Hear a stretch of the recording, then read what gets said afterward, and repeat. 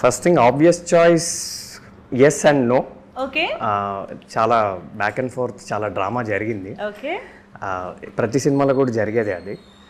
కానీ ఫస్ట్ కథ రాసుకున్నప్పుడు మాత్రం ఫణీంద్ర నాకు మీరు అన్నట్టు ఆ జర్నీ ఉండడం వల్ల నాకు ఒకసారి ఇలా ఒక కథ రెడీ చేసుకున్న నేను చెప్తా అన్నట్టు ఒక నరేషన్ ఇచ్చారు.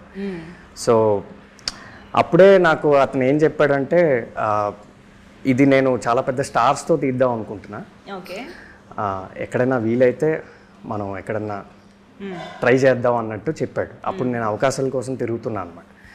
Okay, wonderful. అంటే when it comes to Phanindra అతను ఏది ఇచ్చినా నేను మహాప్రసాదంలా చేస్తాను అండి, because I'm extremely grateful to him. ఇవాళ నేను ఇక్కడ కూర్చున్నా అంటే అది ఆయన వల్లే. సో నేను ఆయనతో కూడా అదే చెప్పాను, మీరు నన్ను ఎప్పుడు పిలిచినా ఎంత చిన్న రోలైనా పెద్ద రోలైనా ఏదైనా నేను వచ్చి చేసేస్తా, అసలు మీరు నాకేం చెప్పక్కర్లే కూడా, just tell me when and where. అలా కొన్ని నెలలు అయ్యాక ఇది మైత్రిలో అవ్వడము, ఒక ప్రెస్టీజియస్ ప్రొడక్షన్ హౌస్, అండ్ చాలా డిస్కషన్స్ తర్వాత కొత్త వాళ్ళతో వెళ్దాము అని ఆయన అనుకోవడము. అప్పుడు మళ్ళీ నా డిస్కషన్ రావడంతో ఆయన కొంచెం బికాస్ ఆఫ్ మధురం ర్యాపో 11 years బ్యాక్ మేము మధురం అనే ఒక యూట్యూబ్లో ఒక ఇండిపెండెంట్ ఫిల్మ్ చేసాం. చూడని వాళ్ళకి చెప్తున్నాను. యా, సో ఆ ర్యాపో వల్ల అతనికి నా మీద ఉన్న ఒక నమ్మకం వల్ల నన్ను కొంచెం పుష్ చేశాడు. అలా నాకు ఈ అవకాశం వచ్చింది.